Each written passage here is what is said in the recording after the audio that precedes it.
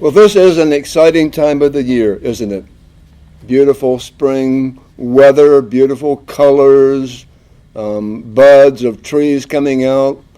Such a beautiful, beautiful time. It's the time for the spring holy days. But should we even be keeping these days? Passover, Feast of Unleavened Bread. Most people in the world do not.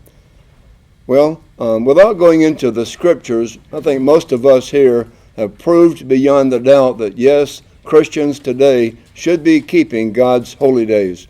We find all of the holy days listed and described in Leviticus chapter 23.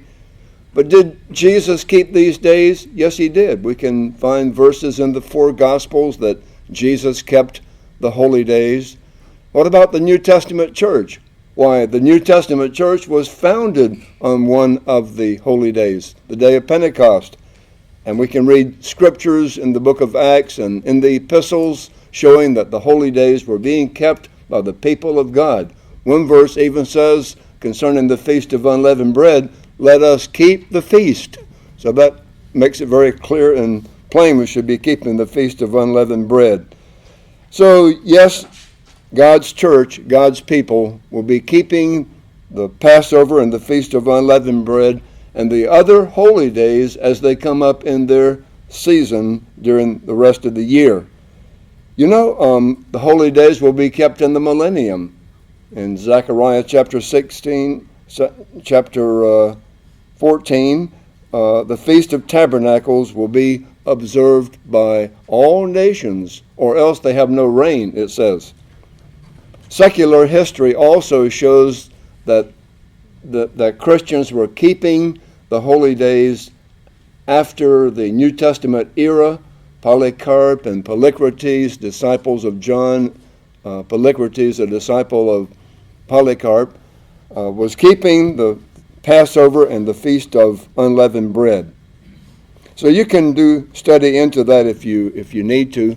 I think we all have proved that to ourselves beyond a doubt, but it is something that we should be able to prove, because in 1995 there were people who had kept the holy days for years and years who were told it was no longer necessary, and so they gave up on the Sabbath as well as the holy days. And those who were back at that time will remember they were swayed by this teaching that it was no longer necessary. So God's church has been tested on that. I don't know that will be tested in that same way again, but we should know beyond a doubt from the scriptures that God does expect Christians to keep the holy days today. So let's look forward to the keeping of Passover and the Feast of Unleavened Bread, and our messages now must focus on these days and preparing for them.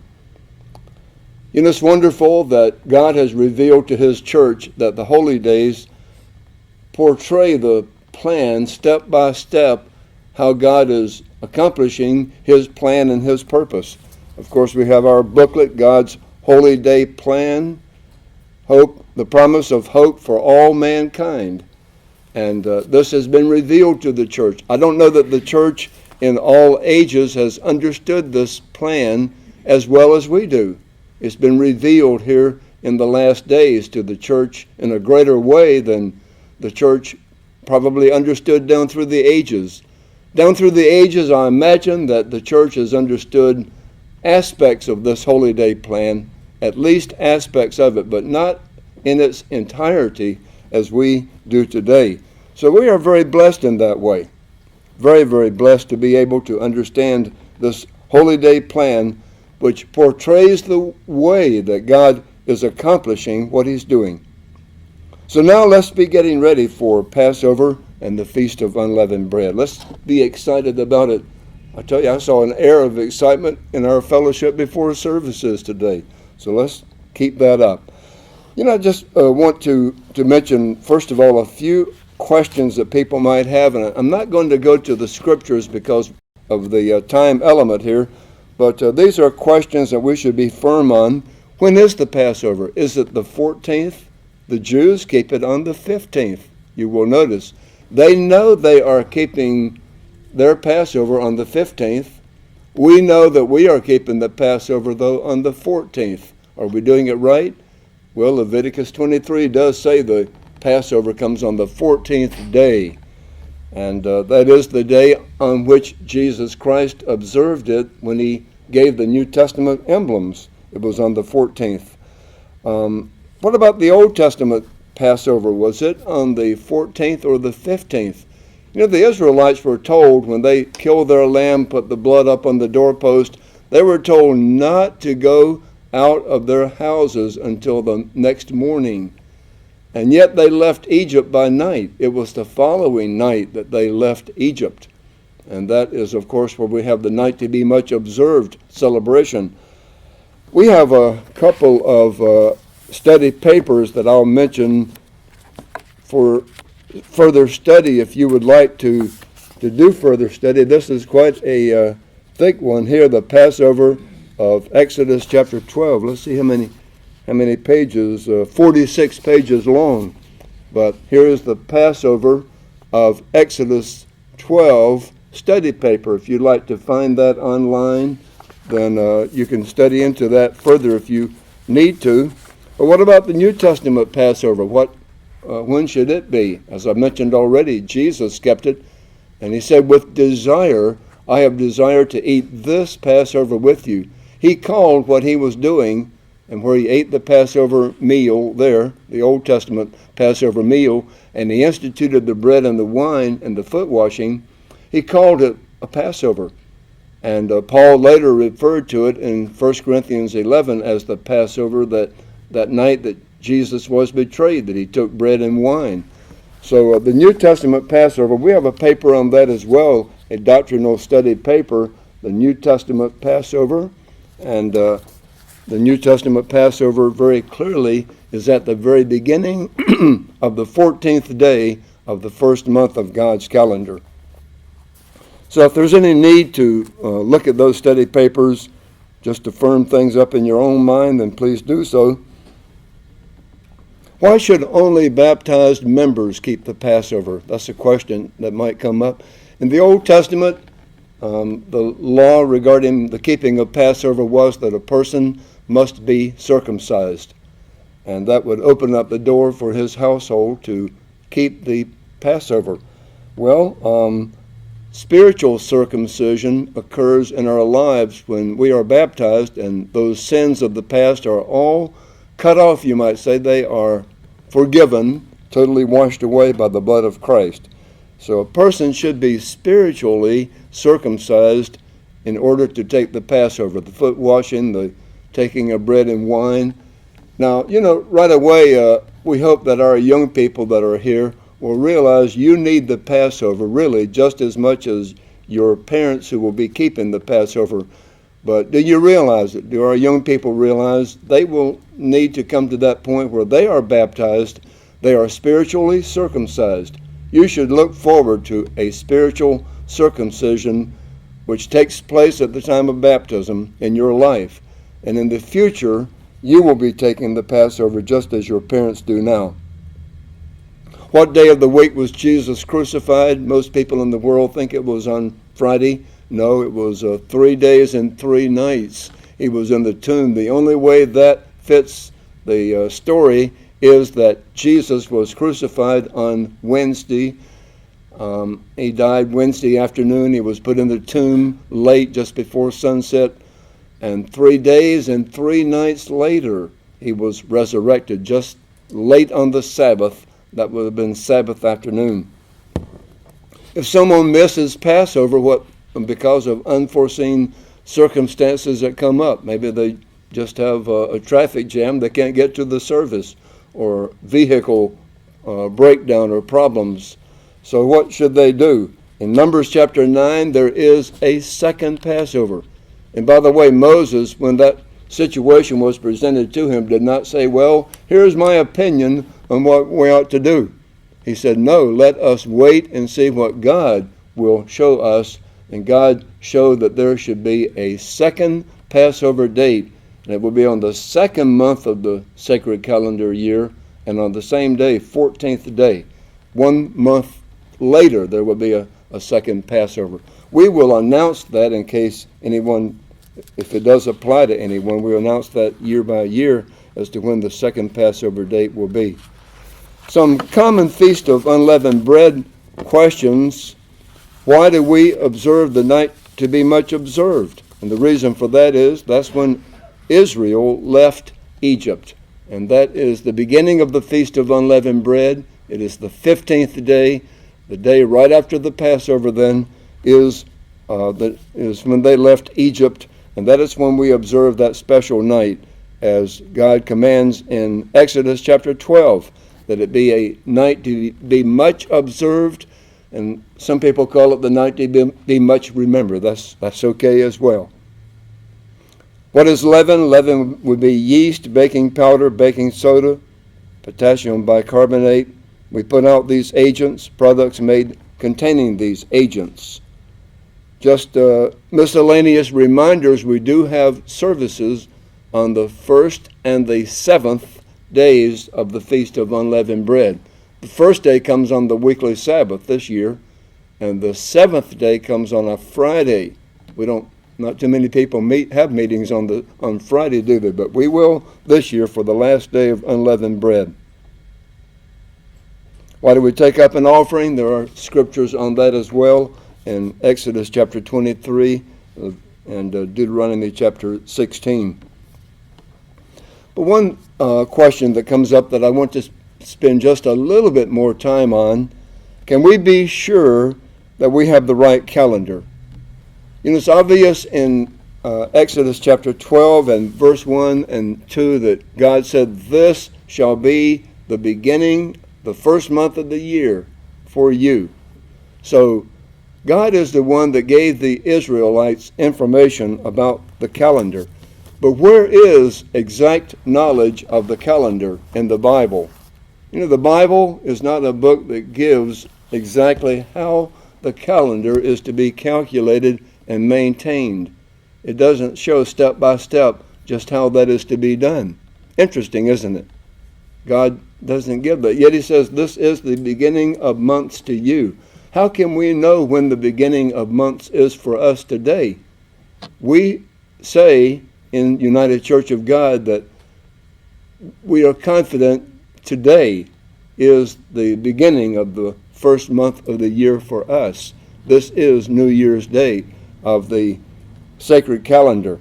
The calendar calculations, without getting too extensively into this, but just to illustrate, is not just a simple matter of calculating the calendar.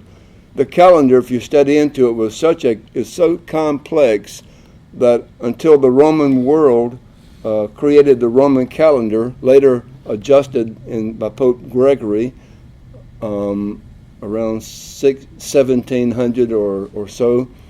And we go by that, the Gregorian calendar. But the calendar has been an issue difficult in mankind's history to maintain, to keep. It got way off in the early days of the Roman Empire. But they did get it corrected to a certain, but not totally corrected until later, pretty much totally corrected. But the lunar, think of this, the lunar month, a month of the year, is 29 days, 12 hours, 44 minutes, and 2.8 seconds long. You talk about being complex. That's not easy or simple, is it?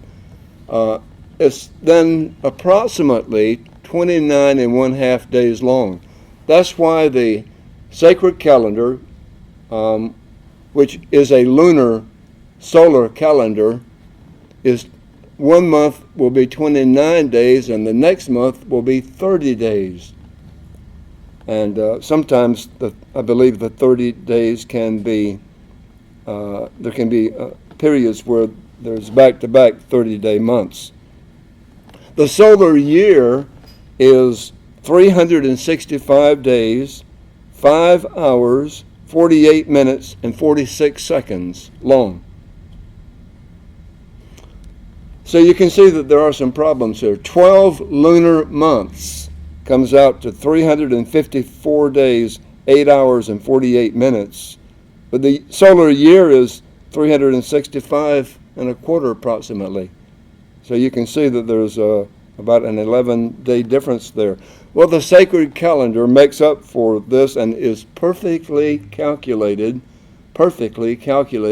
It gives, out of a 19-year time cycle or period, there are 7 of those years that have an extra month, and that brings things into alignment. This past year that has just ended was one of those years where we had the extra month.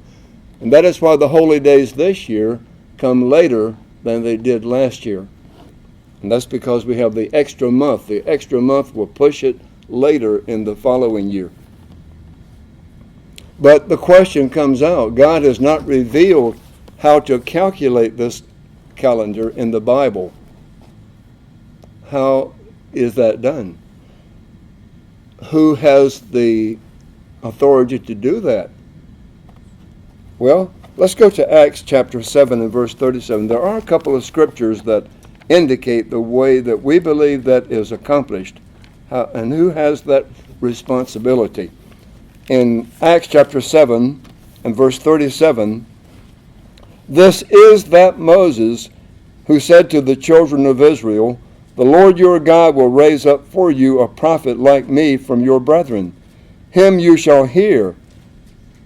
This is he who was in the congregation in the wilderness with the angel, who spoke to him on Mount Sinai, and with our fathers, the one who received the living oracles to give to us. Moses received information, we believe, about the calendar and how it would be calculated.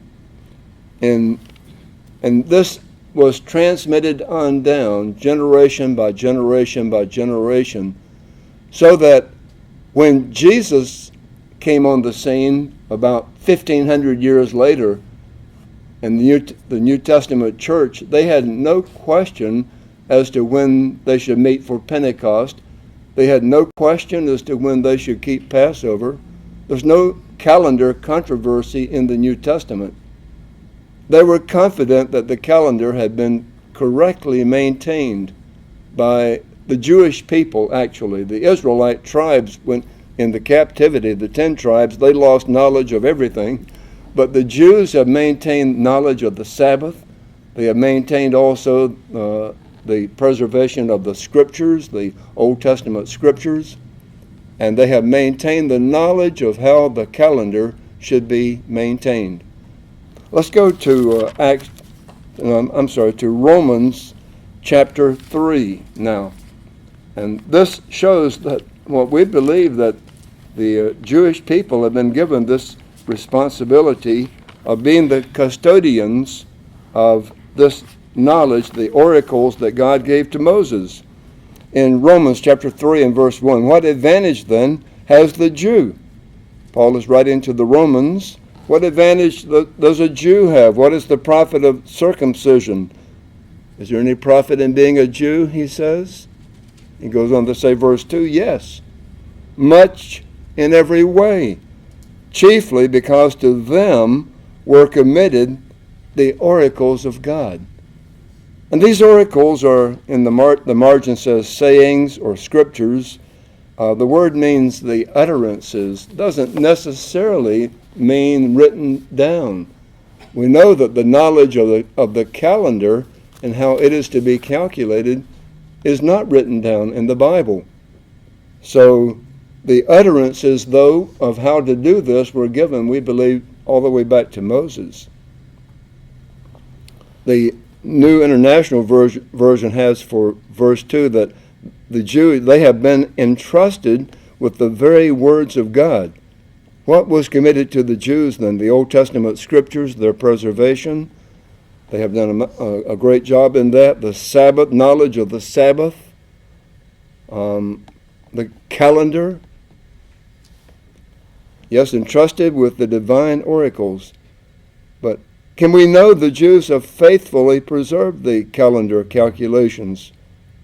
You know, from Moses to Christ, 1,500 years, the New Testament church didn't have any question about that. But here we are 2,000 years later. Can we have faith that it has been preserved by the Jewish people until our time. We in United Church of God accept that God has used the Jews to preserve and maintain the calendar calculations. We believe today's Hebrew calendar then is the one that we should rely upon. Let me read from a doctrinal statement from our Council of Elders on that.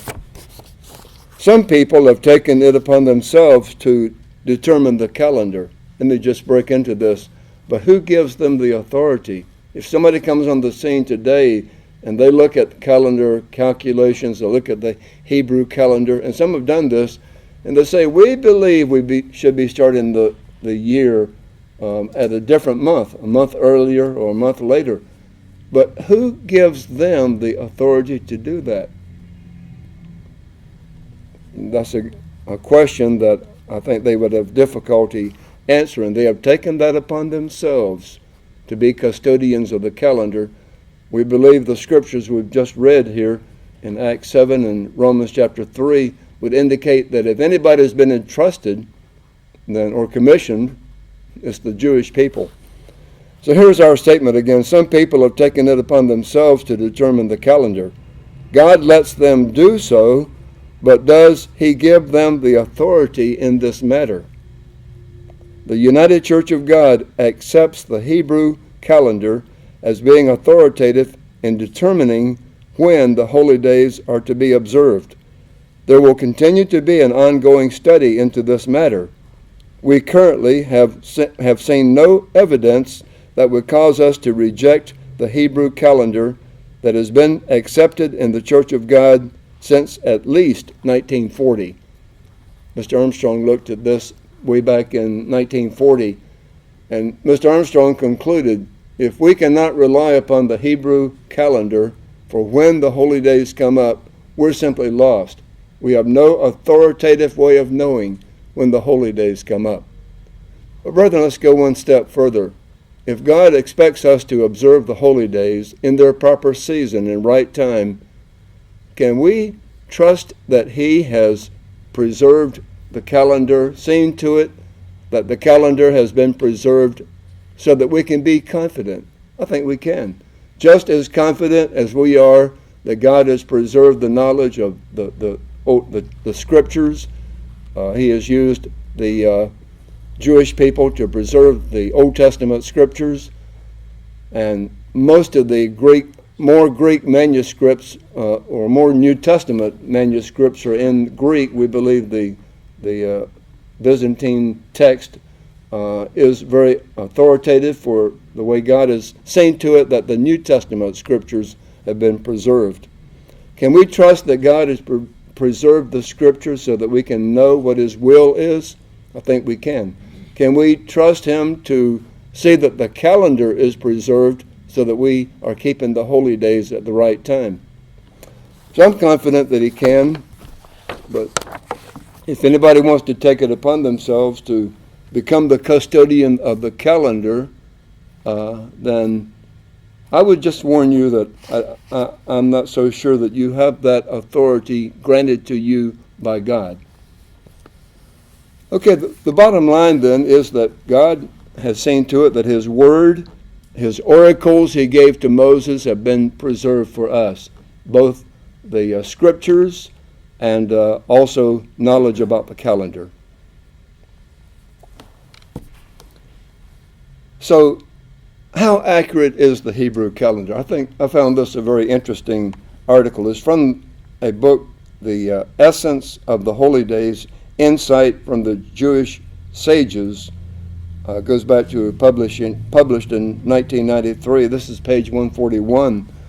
And this book brings out that according to ancient calculations, the exact time between one new moon and the next is 29 days, 12 hours, and 793 chalacum, which parts of an hour, the hour being divided into 1,280 parts. In other words, one lunar month has 29.53059 days. It is interesting to note that according to NASA, the time between one new moon and the next is exactly the same thing. I think it's off 2 millionths of a day. And if anybody is missing the mark, I have an idea it's NASA who is missing. But it's interesting that they find out that prove that the lunar month, as reckoned by the Hebrew calendar, then comes out exactly as the right length of time for one lunar or one new moon to another.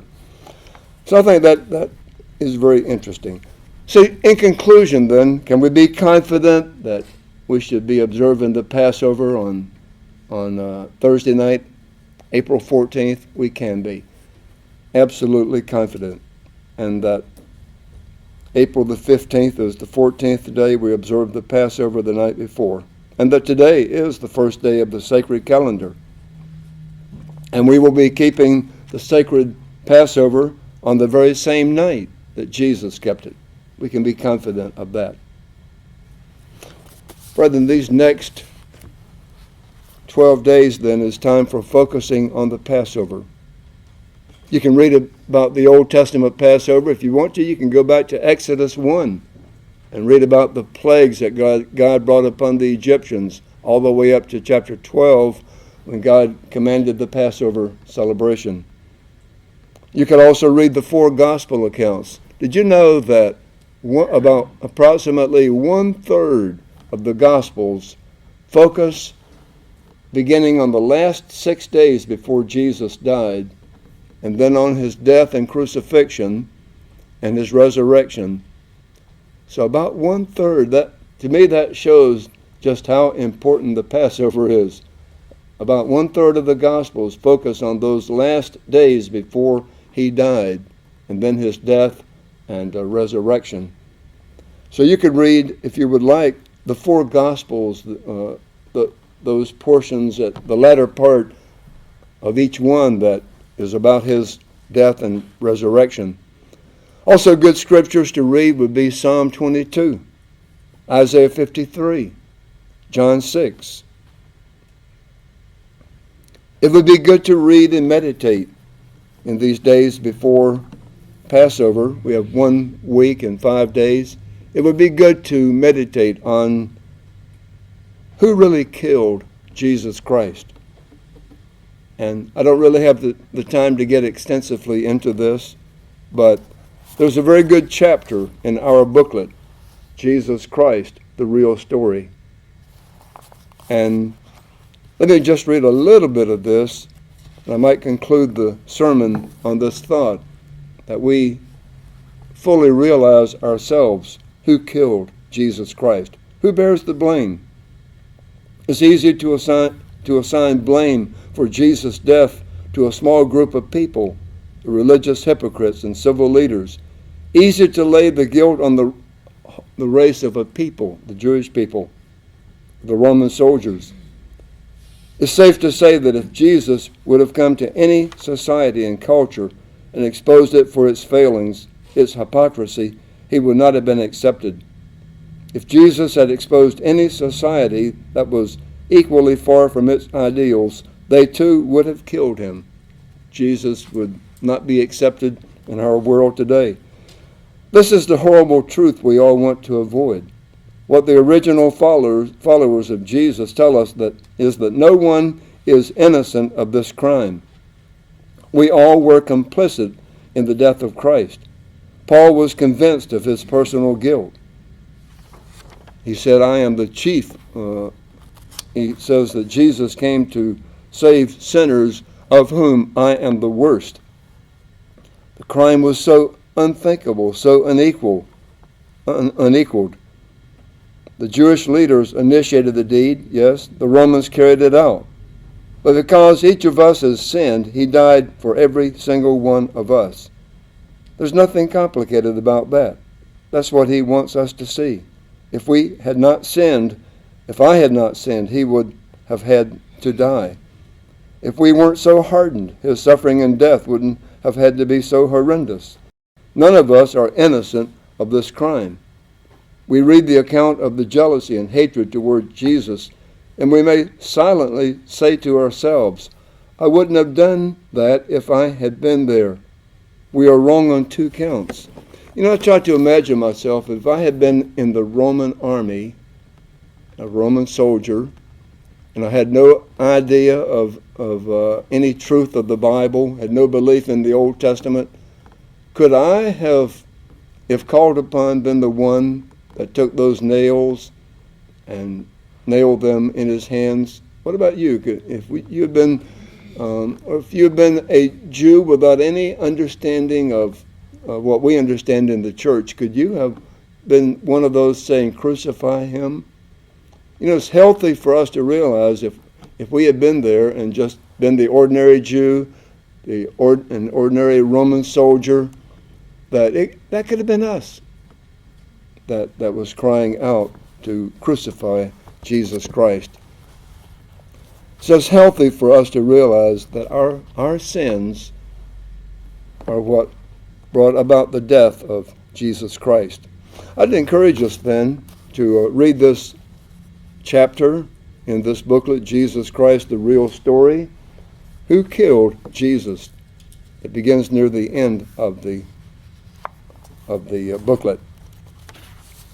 Well, my time has just about run out, but brethren, it is time for us to think very deeply about the Passover, to reflect on it, to meditate upon it, to think about that Christ died because he loves us. And God the Father so loved the world. This is an act of love. Paul says that God demonstrates his love toward us. And you couldn't demonstrate it any more deeply than letting your own child die, your own son. So let's be reading, studying, and preparing for the Passover, just a week and 5 days away.